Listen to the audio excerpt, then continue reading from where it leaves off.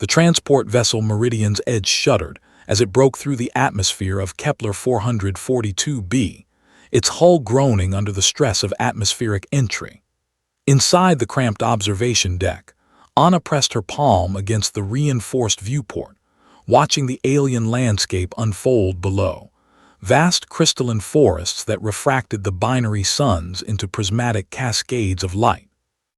Descent protocol initiated, the ship's AI announced in its monotone voice, landing in T-4 minutes.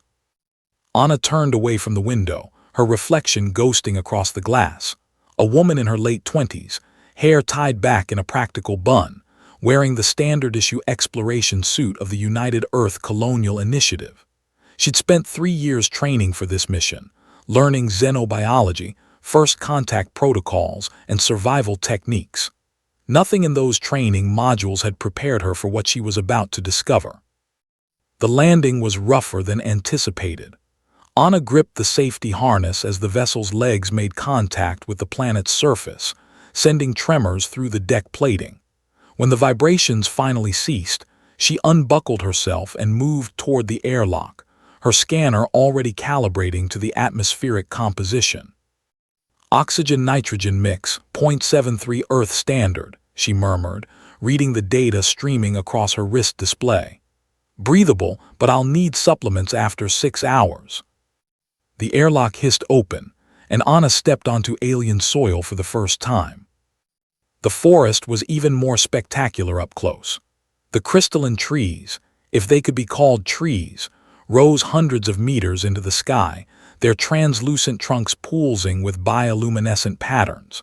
The ground beneath her boots was covered in a moss-like substance that responded to pressure by emitting soft blue light.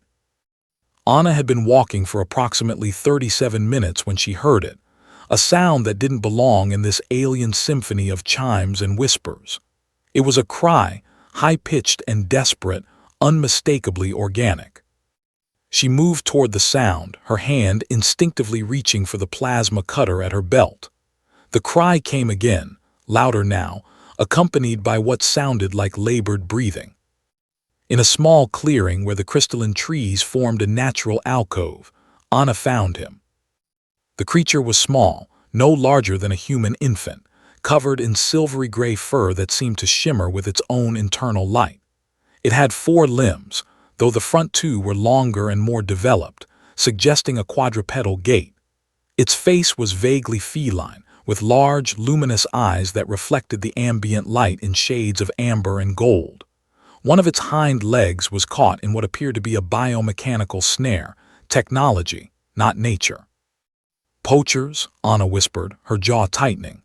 Even out here at the edge of explored space, illegal wildlife trafficking had found its way. The creature whimpered as she approached, trying to scramble away despite its trapped leg.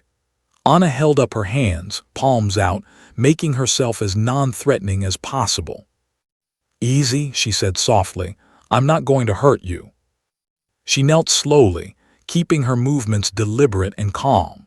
The snare was sophisticated, a biosynthetic mesh that tightened with resistance but would release with the correct electromagnetic pulse.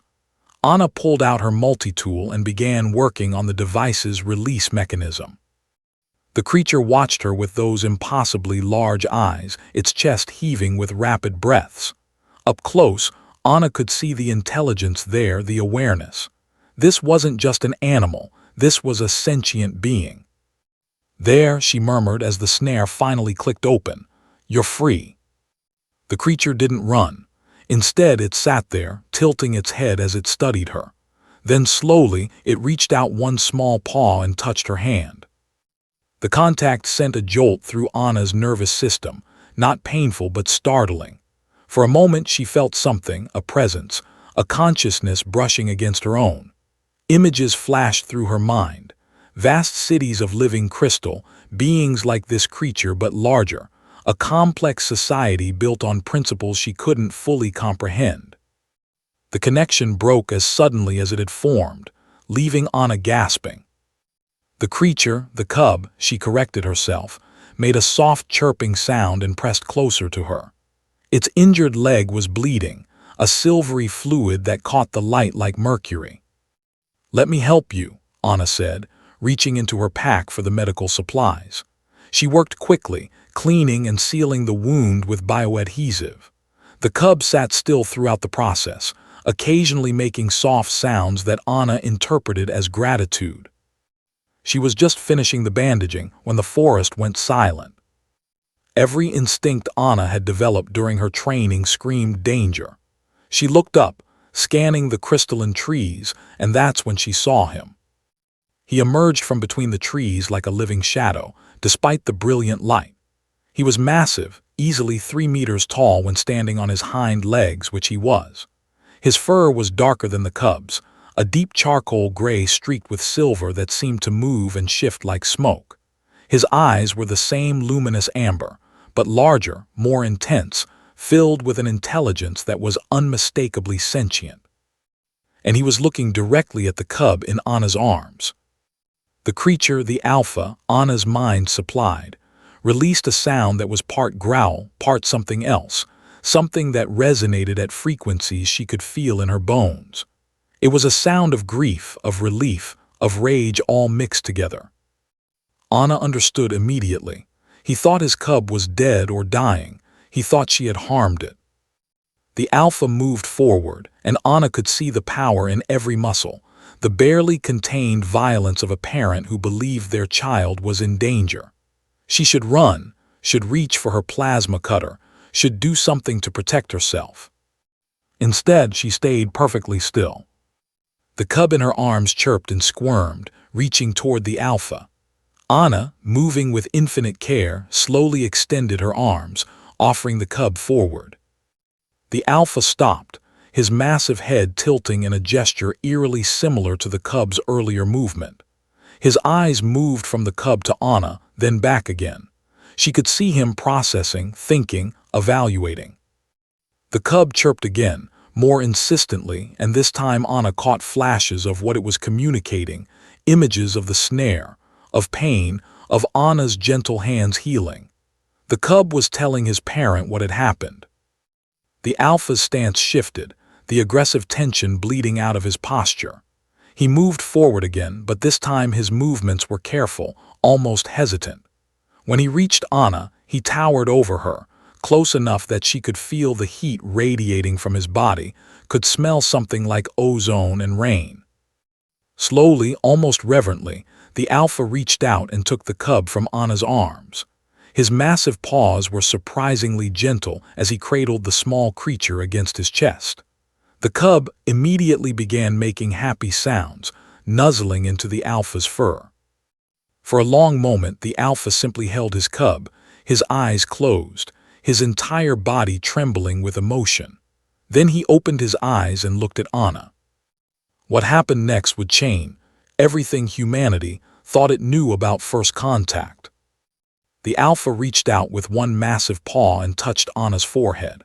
The contact was brief, barely a second, but in that moment, Anna experienced something beyond language, beyond simple communication. She felt gratitude, profound and overwhelming.